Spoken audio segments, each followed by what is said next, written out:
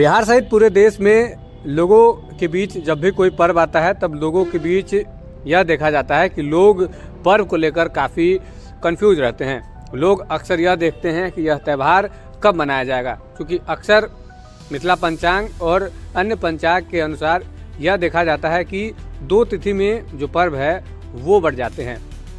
आने वाले दिनों में पूरे धूमधाम से पूरे देश सहित बिहार में मकर संक्रांति का पर्व मनाया जाएगा।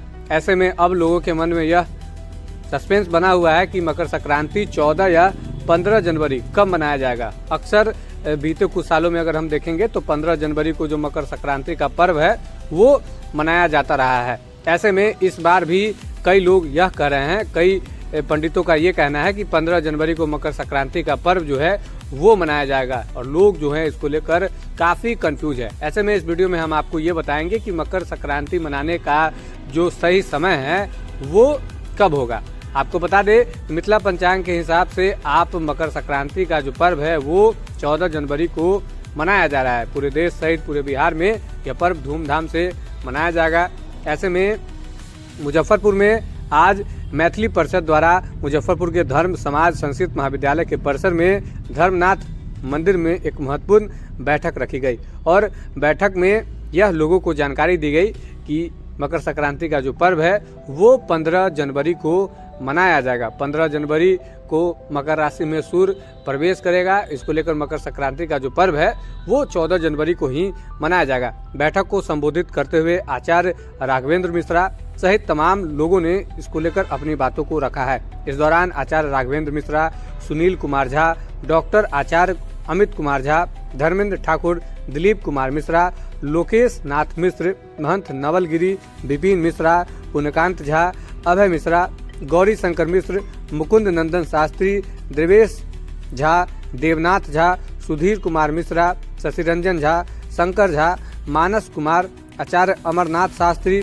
पंडित शिवर कुमार झा, पंडित मनीष मिश्रा, पंडित मनीष झा, पंडित जैन भूषण मिश्रा, पंडित अनिल झा, पंडित ध्रुव कुमार झा, रंजीत कुमार झा ने इस पर अपनी बातों को रखा है और यह लोगों के बीच बताया गया है कि 14 जनवरी को ही मकर संक्रांति का जो पर्व है वो मनाया जाएगा। ऐसे में अब लोगों के बीच जो कन्फ्यूजन है वो कुछ हद तक दूर होगा कि आने वाले दिनों में 14 जनवरी को ही मकर संक्रांति जो है वो मनाया जाएगा। ऐसे में आप मकर संक्रांति का जो पर्व है वो कब मना रहे हैं कमेंट बॉक्स में जानकारी जरूर दीजिएगा।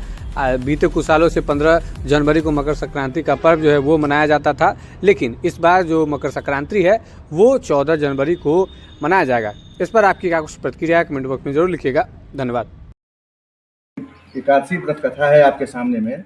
इसमें श्लोक संख्या 15 से 22 तक देखिए, स्पष्ट लिखे हैं कि खटतिला का मतलब होता है तिल से स्नान करना, स्नान के बाद तिल का उपटन लगाना, तिल का भोजन करना, तिल दान करना, तिल जमीन में बोना और तिल से तर्पण करना। ये 6 कर्म जब आप करते हैं तो उसका नाम खटतिला एकादशी होता है। ये भी आया है कि उस दिन जो तिल आप जमीन में बाव करते हैं तो उससे जितना पौधा होता है उतना 1000 वर्ष तक उस प्राणी को स्वर्ग की प्राप्ति होती है। जो इस प्रकार से तिल का प्रयोग करते हैं उनके पूर्व जन्मार्जित पाप का भी शमन हो जाता है उस दिन। तो इस प्रकार उस दिन तो तिल के प्रयोग का विधान होता है, तिल का प्रयोग होना चाहिए, निषेध का तो कहीं कोई औचित्य ही नहीं बनता है। लेकिन अब जो लोग ग्रंथ देखते नहीं हैं, सीधे किसी प्रकार कुछ बोल देना है तो वो तो कुछ भी कह सकते हैं, उस पर हम क्या कहना। अच्छा, लेकिन इसका विधान है, प्रयोग होना चाहिए तिल का। और ये सौभाग्य की बात है कि एकादशी और संक्रांति दोनों एक ही दिन हो गया है, तो एक बार जो तिल का प्रयोग करेंगे तो उस व्यक्ति को डबल पुण्य की प्राप्ति होती है।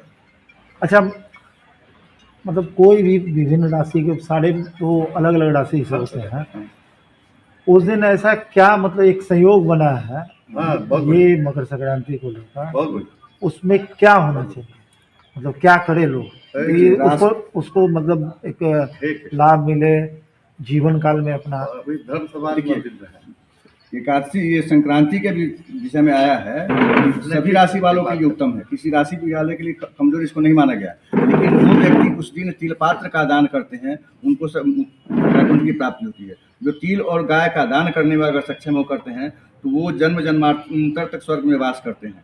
और दान में तो गोदान करे, वस्त्र दान करे, अन्य वस्तु भी दान कर सकते हैं, स्वर्ण दान करें। लेकिन जो कुछ भी नहीं करने में सक्षम है, वह व्यक्ति भी यदि उस दिन तिल दान करते हैं, तिल ब्राह्मण भोजन कराते हैं, तिल स्वयं भक्षण करते हैं, तो उनके समस्त पाप का नाश हो जाता है।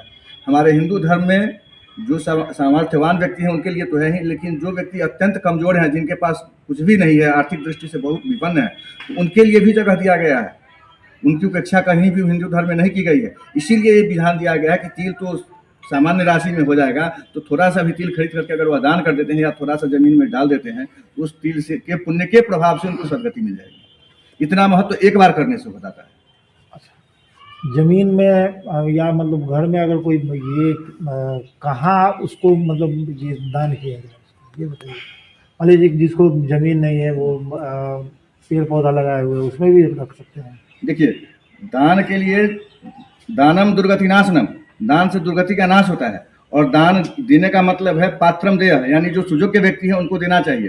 तात्पर्य कि आपके पास नहीं उपलब्ध है तो किसी मंदिर में भी जाकर के आप दान कर सकते हैं।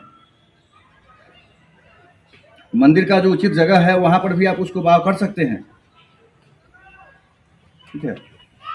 ये स्पेशली जो है धर्म सभा जो आयोजन की गई है, इसमें मकर संक्रांति को लेकर के लगातार इसको लेकर विभिन्न तरीकों से जो स्टेटमेंट आ रहे थे कि मकर संक्रांति 15 जनवरी को होगा या 14 जनवरी को, ये कंफ्यूजन था। इसको लेकर ये धर्म सभा का आयोजन किया गया और इसमें उत्तर बिहार के विभिन्न जिलों से जो ब्राह्मण या जो समुदाय हैं उनके लोग यहाँ एकत्रित होकर ये शास्त्र के अनुसार ये लोगों के कन्फ्यूजन दूर किए हैं कि 14 जनवरी को ही मकर संक्रांति लोग मनाएं। बाकायदा उसकी टाइमिंग चेंज हुई है और 12 बजे के बाद ही दान पुण्य करें। अपने सहयोगी रोशन के साथ प्रदीप कुमार केसरी, सिटी न्यूज़ के फेसबुक